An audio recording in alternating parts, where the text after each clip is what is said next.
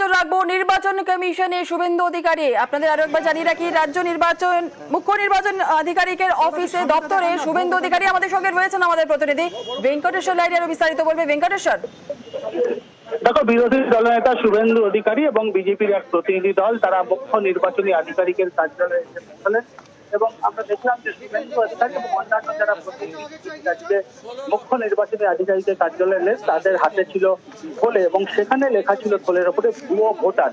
অর্থাৎ শুভেন্দু অধিকারী বললেন যে প্রায় 16 লক্ষেরও বেশি ভুয়ো ভোটার যে তালিকা তারা তথ্য হাতে এসছেন সেই সমস্ত ভুয়ো ভোটারদের তালিকা একেবারে নথি মুখ্য নির্বাচনী আধিকারিকের কাছে তারা তুলে ধরবেন এবং বারবার তুমি জানো যে শুভেন্দু অধিকারী বা বিভিন্ন বিজেপি নেতৃত্ব তারা বারবারই বলে আসছিলেন যে প্রচুর ভুয়ো ভোটার রয়েছে।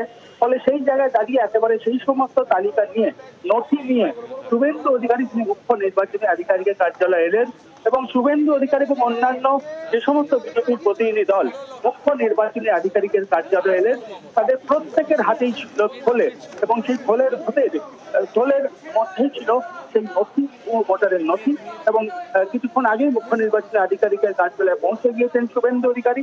মুখ্য নির্বাচনী আধিকারিকদের সঙ্গে বৈঠক করবেন এবং বৈঠক করে তাদের হাতে অর্থাৎ মুখ্য নির্বাচনী আধিকারিকের হাতে সেই সমস্ত নথি যেটা শুভেন্দু অধিকারী দাবি করছেন যে ভুয়ো ভোটার সেই নথি তুলে দেবেন এবং তারপরেই সাংবাদিকদের মুখোমুখি হবেন বিরোধী দলনেতা শুভেন্দু অধিকারী। বেশ, ধন্যবাদ ভেঙ্কটেশ্বর।